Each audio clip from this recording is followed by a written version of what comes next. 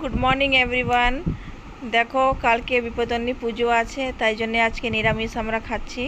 সাদা ভাত আছে, পনিরের তরকারি আছে, শাক আছে। এত খিদে পেয়েছে কি গামছা পরে খাবার খাচ্ছে আরেকজন। দেখো আজকে কি আছে, ভাত আর কালকের পনিরের তরকারি। কি গো এত জোরে খিদে পেয়ে গেছে? দেখো গাইজ আমরা মন্দিরে চলে এসেছি, আজকে বিপত্তারিণী পূজা আছে আর মন্দিরে অনেকটা ভিড় ছিল, তাই ঠাকুমশাই সবাইকে এক একজন করে সবাইকে ফল দিচ্ছে। পুষ্পাঞ্জলি হয়ে গেছে, পুষ্পাঞ্জলি দিয়ে দিয়েছি আমি।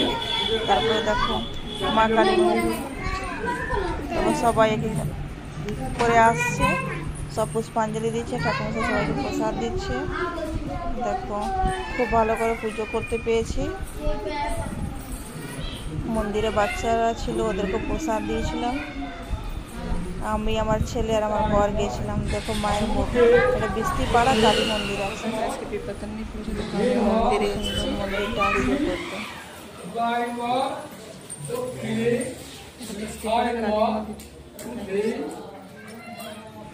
বন্ধুরা দেখুন আমাদের ভিস্তিপাড়া কালী মন্দিরের ধানবাদের মন্দির, দেখুন কত সুন্দর মন্দির। চলুন ভিতরে গিয়ে নিয়ে দেখাই আপনাদেরকে সব বাচ্চারা কীভাবে খেলছে। আর এই বিপত্তারিণী পুজোতে গরমটা বেশি পড়েছে। দেখুন এই মন্দিরের ভিতরে বজরংবলীর একটা মূর্তি আছে।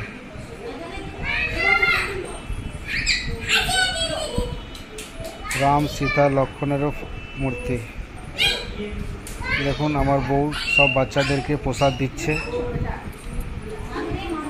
ছোট ছোট বাচ্চাদেরকে খুবই ভালোবাসে।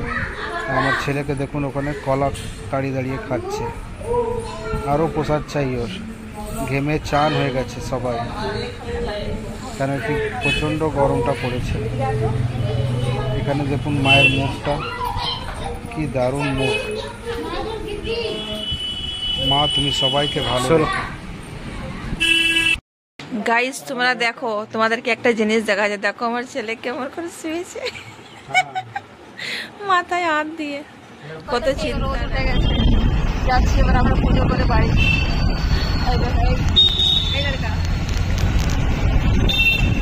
এই